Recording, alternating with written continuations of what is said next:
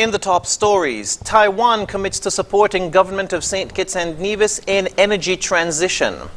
Opposition parties boycott Dominica elections, and Italy's declining population fuels long-term economic uncertainty.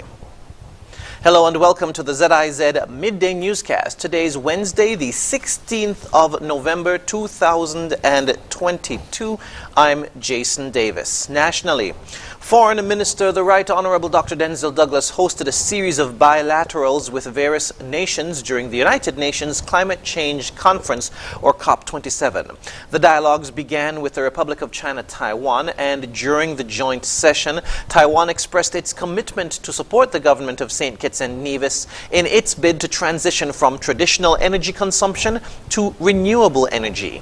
Dr. Douglas indicated during the meeting that Taiwan has been a longtime friend for some 39 years and reminded the gathering that Taiwan always supported the Federation's energy transition. Dr. Douglas also held bilaterals with Egypt, the United Arab Emirates, Ireland, and Nigeria in the hopes of securing partnerships in climate finance. Following the series of meetings, Minister of Energy, the Honorable Conress Maynard, and Minister of Environment and Climate Action, the Honorable Dr. Joel Clark, joined the bilateral, where continued partnerships in energy and water security, as well as waste management, were discussed.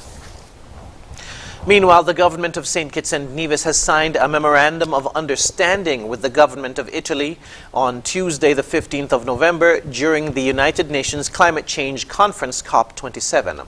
The terms of the MOU are in relation to Italy's continued support of the Federation's environmental action and fight for climate justice.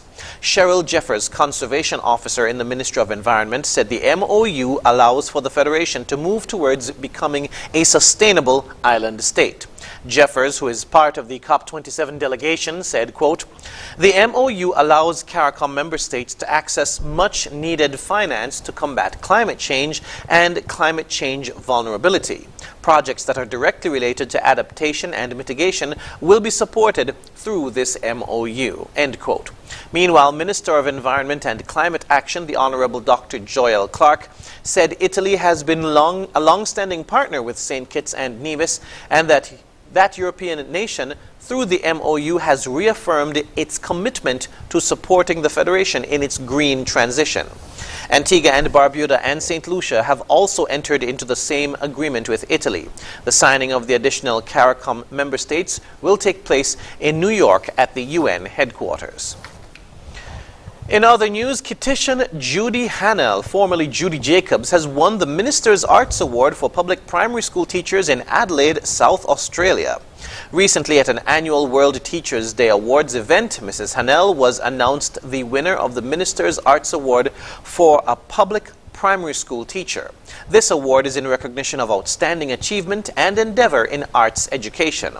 The Minister's Arts Awards are designed to acknowledge and celebrate the achievements of teachers in the arts in South Australian schools. According to a statement, the awards are a considerable prize in terms of funding to support the professional development of the recipient.